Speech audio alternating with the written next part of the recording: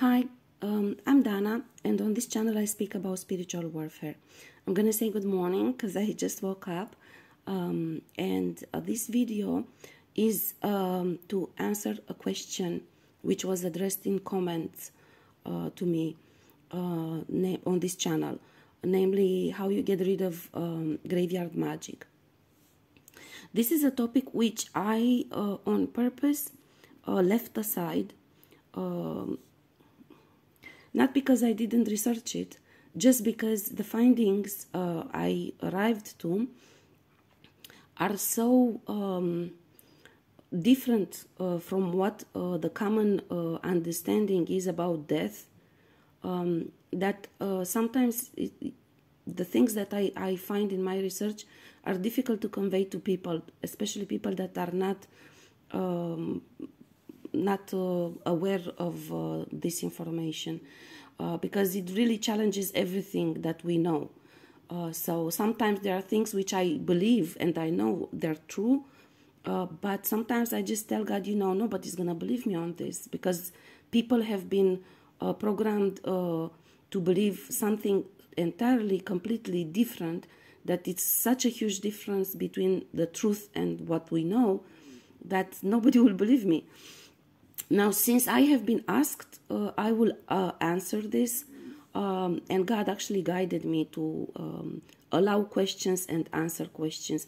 I don't interact with those who actually write comments, because many of them are part of these gang stalkers who harass me, and I don't want to give strings to them.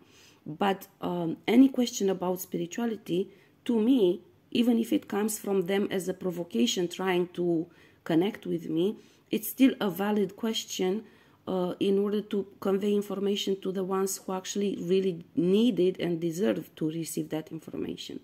So graveyard magic is really common among these creeps who are doing black magic. So this is a legitimate question for those who are actually good, have a good intent in learning the truth. Now, this is a sensitive topic, and I hope I'm not triggering anyone with the information I will provide. And I hope that you will take this information and you'll do your own research, because this is very important for everyone. Now, graveyard magic basically is them working with the deceased ones. Now, we need to start the discussion from a better understanding of what death means. Okay? So, we have a completely wrong perception of what death means, what heaven means, what hell means, and what is the underworld, and so on. And they take advantage of this in order to create for them advantage. Now, I said this before, all the entire difference between different dimensions, it's a matter of vibration. It's a matter of you cleaning your energy and breaking the bondages so you can cut off all of the strings that they use to feed on you, which ultimately is raising your vibration. So if you want to find just one answer, it's raising your vibration. But the most important way to raise your vibration is to break bondages created on you. Because these bondages, as I explained before, are created in these ritualic, religious spirituality practices, in convents or in different other types of organizations, which are many of them competing among them. And they are actually endeavors, 3D reality endeavors, people that come together at specific hours of the day and of the night, and they do rituals, they do worshipping on specific spirits which they use. They create demons and spirits with the thought. I explained, anybody can do this. You can create a demon. It's an energy. It's if you harbor and you have enough power to create a certain amount of darkness, which actually takes life of its own, and then through doing all this worshipping and all of these processes and rituals of feeding and summoning that force and attaching it to somebody else, then that force becomes stronger and stronger and stronger and stronger, and it can evolve. It has a process of metamorphosis. The process of metamorphosis ends with rolling back that dark force and cutting it off, transmuting it. But before you reach that point, you're gonna first reach the culmination point when the force reaches very big power to do harm, if it's created by darkness. So anyone can do this. You can create energy. We are all creating energy. It's a matter of creating positive or negative energy. And when somebody creates negative energy, then that is a demon, okay? Or a spirit. They associate spirits to demons. So as you break bondage for you and for your entire lineage, and you have blood lineage, you also have soul lineage, yeah? And you also have spirit family, which basically I explained. The spirit family is the family, all those individuals who have been embodying throughout different lifetimes, or including in this lifetime, your identity. So when they do doppelgangers, don't you imagine that this is something funny? These individuals, literally, they create an embodiment of you. That means that they aim to take your spirit, to take your soul. They cannot take your soul. That's a fact. Nobody takes anybody's soul. God is taking the souls. All the souls of good and bad people are with God, clearly. Regardless how much harm you've done in this world, God is still taking the soul. But this is why when a person is doing too much harm, God is taking the soul, and this is how you have the soulless people among us. Yeah, so all the souls are with God. So we're only talking about spirits now. Yeah, and this is why they do all of this trauma bonding and all of this, because they want to trap your spirit. They want to break your spirit so they can use it. If it's possible to also draw you into it with that spirit and to force you to do whatever they do. So the doppelgangers as well, they become part of your spirit connection, because they embodied for a specific amount of time. Now, the disadvantage for them is that they do this with darkness, therefore they will never be able to embody you. You know? So the spirit family is in fact true incarnations of the same identity which you're carrying now in your incarnation. In previous lifetimes, other souls from your lineage came on earth in incarnation and took this identity which you're carrying now today. Yeah. So your spirit family without. So there are connections on spirit level between you and what that individual has done. Maybe that individual has done something very wrong being incarnated with your current identity. Therefore, you pay the karma for that. So it's a connection between the two of you, as you can see. Okay, so these are the entire graveyard magic and all of this related to death. It's connected to this. As you break bondage and as you do the spiritual fighting, you raise your vibration, because you cut all of these connections with different type of lineages, different type of spirit family, and even with this, first of all, you cut connections with these creepy individuals who do doppelgangers at you and copy your identity and so on. Now, this raises your vibration. This raising your vibration means that you integrate the spirit with the soul into oneness, your subconscious level with the conscious level. That means you continue to raise your vibration, and then when the so-called death comes, you actually ascend, you go to the same dimension with God. And at some point, you can get rid of the flesh, of the body, which is only a vessel, because you have reached a high enough dimension and you already achieved your purpose for which you came here on earth, right? So death, we have a very wrong perception of death. This is what death is. Now, God, the entire divine realm, I said this before, is here. This heaven that everybody is dreaming of, it's not somewhere else. It's here. The only difference between you and somebody from divine realm, and God included, is that you have a different vibration. So you don't reach their dimension. You don't see them. I explained this in a video about prophetic activity. Now, if everybody will raise their vibration properly, there will be no need for prophets, because everybody is supposed to be able to talk to God.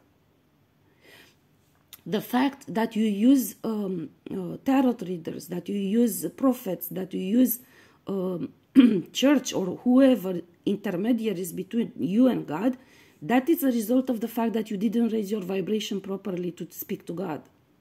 That is all. And of course, as long as this situation exists, God will choose individuals who will carry on his word to make sure that people receive the proper information and are not being manipulated by these scripts, which created this situation with 3D. So 3D is a dimension. As long as you raise your vibration, you will reach different dimensions, and basically you will see that everything is happening here. The heaven is here. God is here. Nobody is going to lift you up to go somewhere else on a different planet. It's here. You just need to raise your vibration to reach that level. That's all. Now, what happens if you don't reach your vibration? Karma, it plays its role. The universe and God and divine realm balances energy on earth, which means the darkness which you created will come back to you.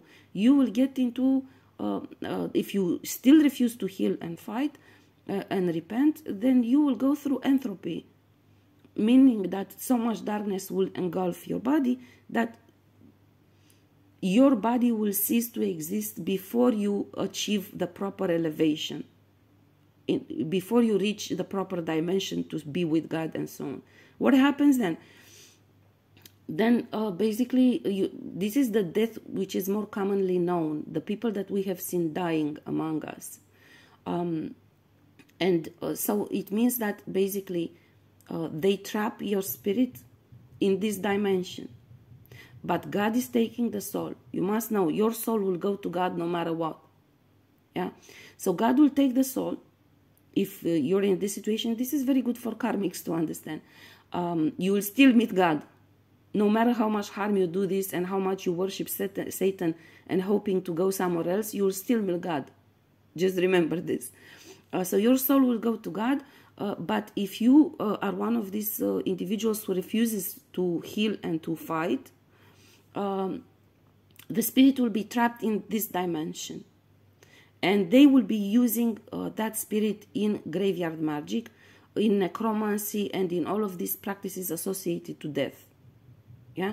Now, this is a painful situation. God has been showing me this, and I have seen it with, whereby the soul is with God, but they keep strings on your spirit. They use your spirit in black magic, which, although you're with God, but on soul level, still on soul level you feel the pain of your spirit being used in darkness.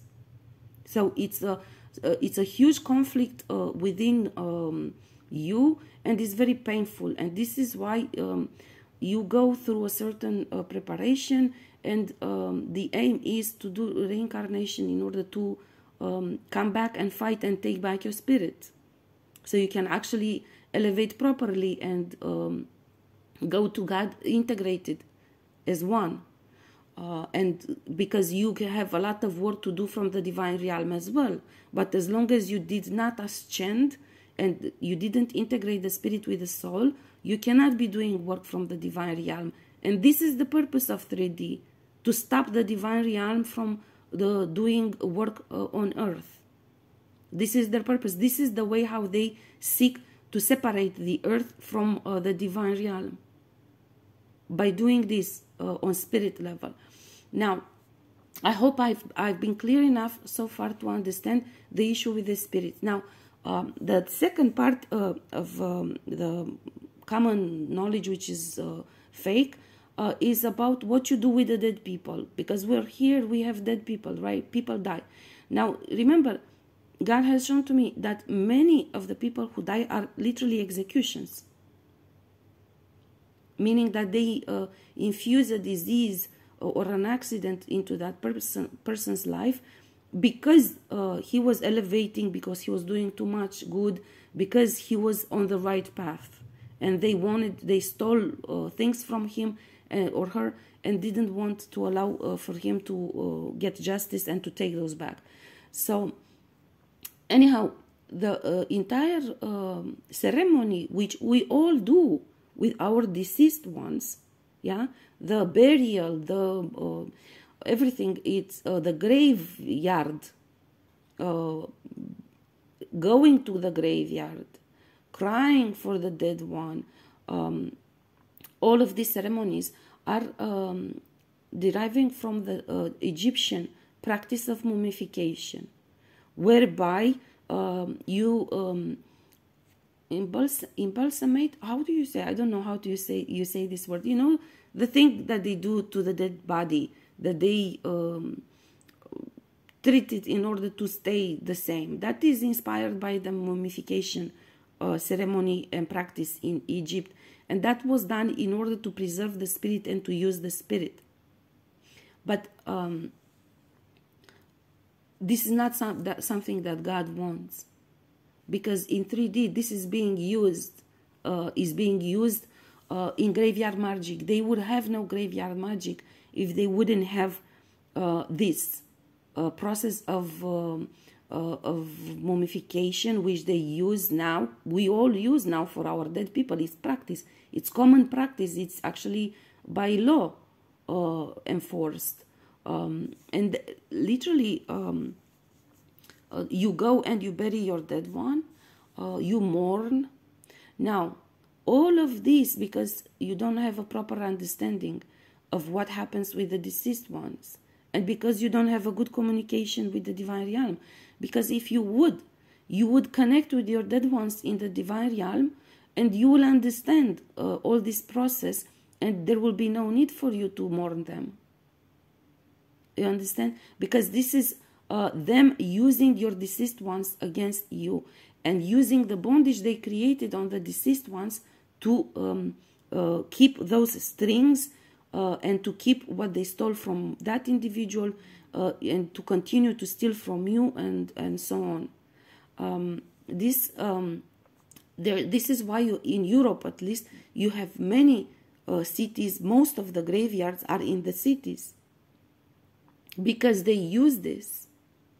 They use this in order to create a number of practices in black magic. Graveyard magic includes a number of practices, different practices.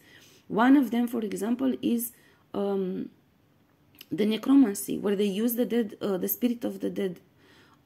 They make claims on everyone who dies without integrating the spirit with the soul, and they use that identity. They make claims in different ways, either that person was part of their organization, or that they created bondage on that person. They created bondage on all of us, you must understand. They aim to preserve claims on all of us, and they claim to use all of our spirits in graveyard magic, once we are not here anymore.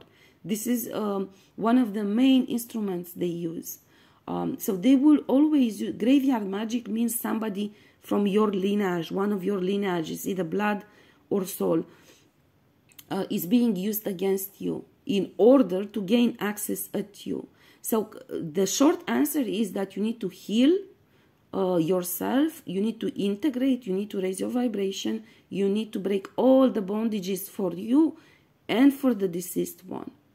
This is why you have individuals who do generational, who break generational curses or bondages, because others left this dimension without breaking their bondages, without doing the spiritual fighting properly, or even their death was an event of spiritual fighting against them, an execution, in order for them not to clear all the karma and all the connections with them. So the short answer is that this is how you undermine graveyard magic. This is how you do it, by breaking all the bondages on you and your lineage, by healing yourself, because it's all a matter of them reaching your energetic field. And the deceased one are the most common weapon they used. I said this in a previous video. Why? Because first of all, you're never gonna resist. You're never gonna push out a dear one who died if he comes into your sleep. So they cloak themselves in that identity. They will come to you, a dream state, cloaked in one of your dead relatives, in order for you to open up and accept dialogue.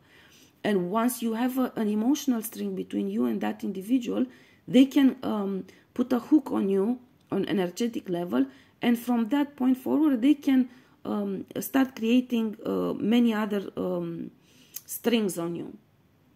And they can start creating trauma bonding in your dream state. Much of the initial programming comes in the dream state.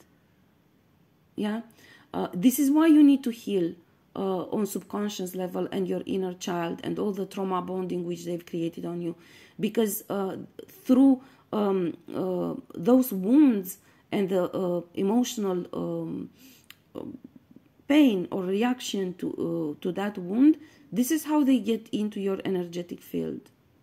Yeah, this is how they connect. Okay, so moving forward, so this is the short answer. This is how you cut everything off. Now, God has shown to me the burial is a very wrong thing to do, because they use this mummification process. The most most beneficial way to deal with this is burning, incinerating the body, because fire purifies a lot and transmutes a lot of the things that were done on that individual, and they don't get to go to the graveyard of that individual and to use ceremonies to invoke spirits, because what they do, they create these spirits which they attach to this deceased one's spirit. You understand? And because they cannot take literally the spirit of that individual, but I don't know how to give you like a graphic description of this situation. So you have the spirit of the deceased one, which is is trapped literally into this dimension. Yeah, and they use that, doing a lot of ceremonies and attaching to that spirit small level demons which they create.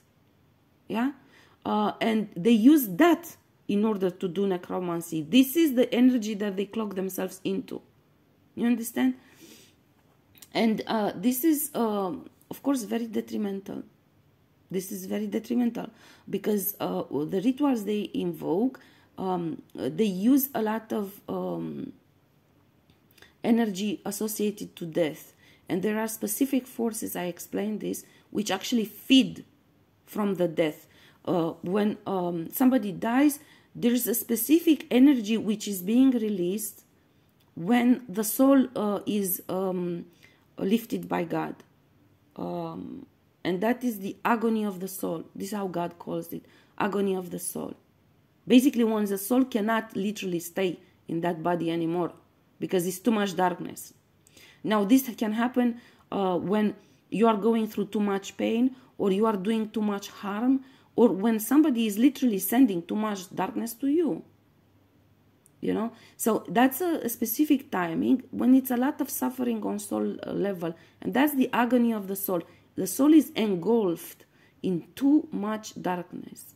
Yeah, and for this reason, God is lifting the soul. It's taking the soul, but there is a specific timing before God takes the soul, when it's happening. The agony of the soul, in order to feed. This is the sacrifice ritual with death.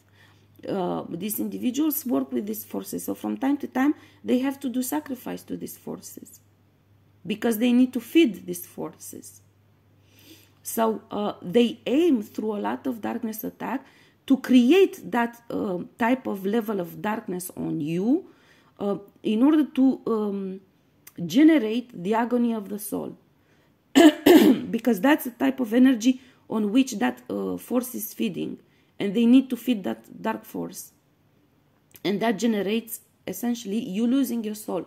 After you lose your soul, you might even stay alive for a while, if this is artificially done, and if your body is still a functioning vessel, which they can use. Yeah, or you can literally die completely if they really want you out of here, or if God decides that you achieved your purpose and there is no reason for you to preserve a vessel, a flesh 3D vessel, and you ascended and you're already in the divine realm where you could do more work than here. Okay, so this is the these are the forces they use associated to all graveyard magic, which can take different forms. Necromancy is basically them using an embodiment or a cloaking in the energy of the deceased one and attacking you like that one is it's attacking you. You need to cut strings with that deceased one. You need to heal that. You need to break bondages created on the deceased one and on yourself. I am working as we speak on breaking bondage of somebody who died in 3D, somebody who actually was very dear to me. He brought me up when I was a child, and he actually put the foundation of most of the education and intellectual preferences that I have. So he's a very special person to me, and he also left a huge inheritance to me, which these creeps with their convents stole from me, and I will take that back, you bastards. But the fact of the matter is that this should be a constant concern of yours.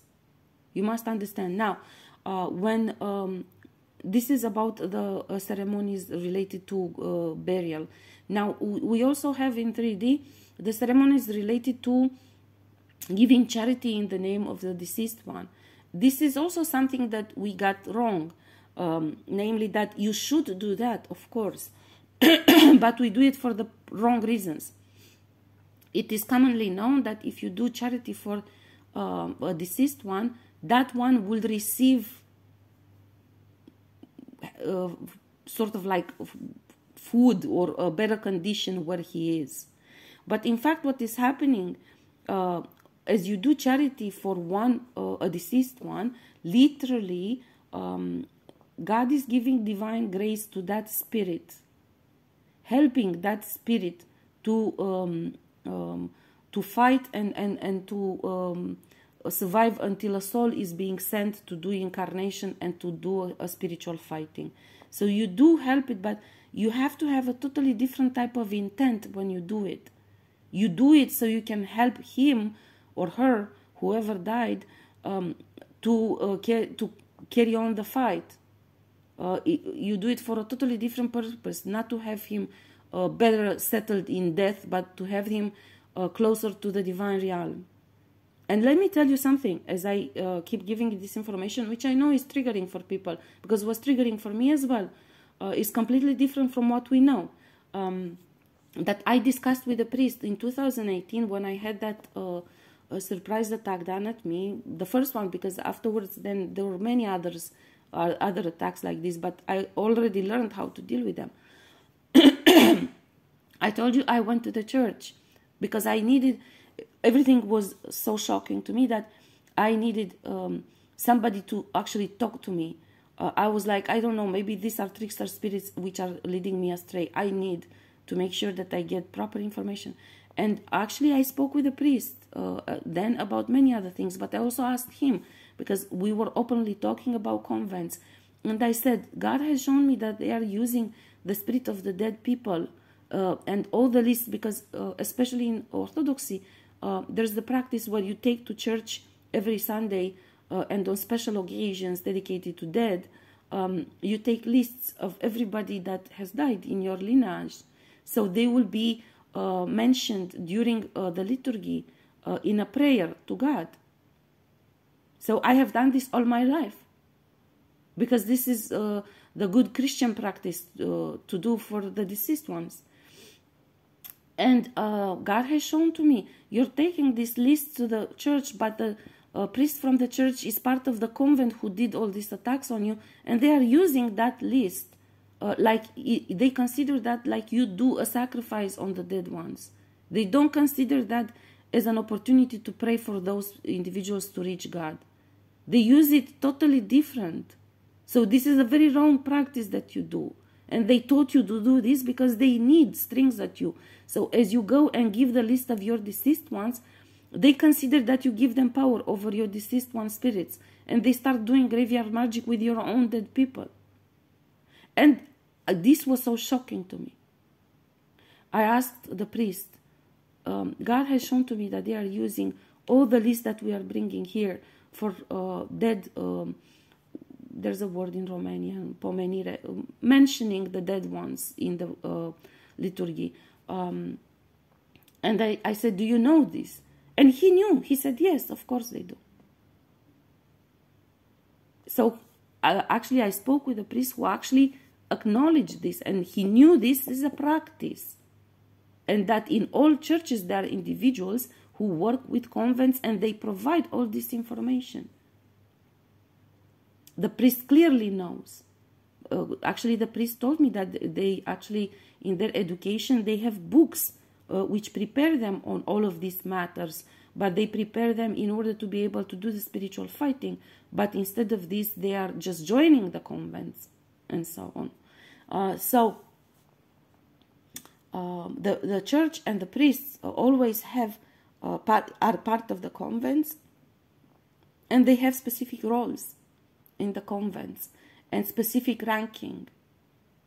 So it's not like a seldom personal decision of one priest to be part of a convent. This is a practice. All churches are, all of them. Now, I'm not saying that all priests or monks are part of it. I'm not saying that, but I'm saying all churches are part of it. This is very serious, and I'm not joking about it. They endorsed it, and at the origin of convent creation, actually it was the religion figure who created the convents. But I'm not entering into that discussion yet, because that is way too much to deliver in one message everything. The point is, when you deal with graveyard magic, you must know that all those rituals are created with lower level spirits or even higher level spirits associated, attached to your deceased ones.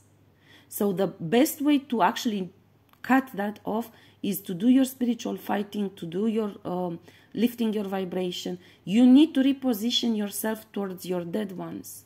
You need to understand that you must cut strings, and that means you shouldn't have any negative feelings on that. You shouldn't be attached, not even in positive energy to them. There shouldn't be any attachment between you and them, because they use them against you. You must understand this. I would recommend the silent meditation again, in order for everybody to detach from that way of looking at the individuals and at dead people. So that is very important. The more you succeed in doing this, which is not easy, because it's your dead one, you love them. It's not easy. And many times with some of your dead ones, you have a soul connection. They are part of your soul lineage. Not everyone in your blood family is soul lineage with you, but some are. And of course, that's a very difficult connection to cut, especially if they were good to you when they were alive. They didn't harm you. You know, you had a good connection. Okay, so let's move on, because it's already 34 minutes. The idea is you need to cut as much as you can from the emotions which connect you to that individual. Yeah, and you need to do a lot of astral letters for your deceased one, to learn the bondages they created on him or her, either when he was alive or after his death. You need to make justice. You must understand that as you break bondage for both you and the deceased one, they have nothing to work with. They have nothing to work with anymore. It's exactly like I was saying in another video. You defeat them by denial. You take their weapon away. Now, there are many other practices in graveyard magic which pertain to taking, how you say this, land, land from dirt from the graveyard and putting it in front of your door or in your house, or sometimes, who knows, in your food, in something. But all of this, essentially, they can do a lot of rituals, but all it boils down to one thing. They bring spirits associated to death. This is what they do. This is what they do. But what I must emphasize here is that no spirit from divine realm or from underworld works with them on death. Anubis doesn't work with them. None of the spirits, none of the deities associated to death work with them. In fact, I've been shown by God in one of my spiritual battles, when I cut off one of the claims they made on Anubis, I have seen how they were doing graveyard magic. They were doing graveyard magic on me, you know, and Anubis was sitting and watching them and reporting to the divine realm and to Akashic records what they were doing, you know, because in one of them embodiments, Anubis, I shared lineage with Anubis, so it was a soul lineage, not a blood lineage, but it's a totally different story. But what I mean is that, for example, what they are doing is pointless many times, you know. But how they succeed actually to have impact on you is by literally sending too much darkness. They can easily do the same shit in another place, not in the graveyard. It's just a symbolic thing that they are in the graveyard. But otherwise, they can easily do the same thing in another place. They are doing the same type of, and they have many practices. For example, they have done death related witchcraft and voodoo practices by killing 2 puppies from the street. I said this, taking 2 puppies from the street and killing them on my in my courtyard. So they poisoned them and they threw them in my courtyard, so they will die in my courtyard, you know. They did this in order to have those forces related to that ceremony present in my courtyard, so they will have more impact with the graveyard magic which they do. I wouldn't even call it magic because it's just stupid shit they do.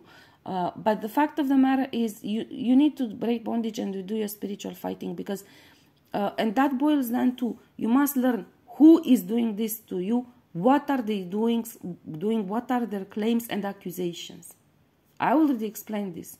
This is really like 3D type of activity where you only use guidance in spirituality. Ideally, as much as is possible, you can carry much of the fight in spiritual realm, but much of it is also in 3D.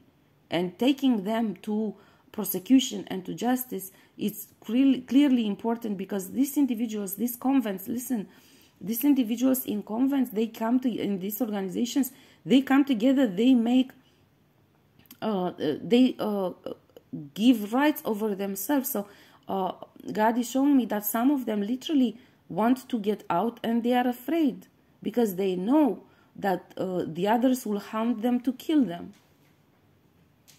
You know, because it's some sort of organization which you don't get out alive. This is something, a commitment you make, that you will be with them until death and after death. You know, there are many individuals, actually many of them dead. God showed me that they didn't understand what the convent means in the beginning. For example, they were associated with a convent through their work of place. where everybody was kind of like a syndicate. This is stupid, but it's true. This is how they actually created 3D. And they just signed the paper without even reading and without even understanding what are the consequences of that. And some of them didn't even care or mind to go to be an active member in order to fucking understand what they've done, so they can actually do something about it. They just signed the paper and then they minded their own business. They did something wrong that they were requested, and they requested a reward in exchange, and they just didn't care. You know? Now, the answer, I hope the answer to the question is pretty clear. You need to do your spiritual fighting. You need to break the bondages. You need to close karmic cycles and cut off individuals. You need to cut off individuals who are connected to this. And that will mean a lot of things. That will mean cutting off family sometimes. That will mean relocating, because everyone in your neighborhood is part of a convent, and you, no matter how much you cut strings with them, if you share the same location, then that's defies the purpose. You will need to change, to relocate. It doesn't mean that you have to sell the house, but it does mean that physically you must relocate in order to cut strings with all of these creeps, because they feed from your energy if you share the same neighborhood. And it will mean that many people will have to resign from their jobs because their institution is or company is involved in doing this. That means a lot. That means a lot.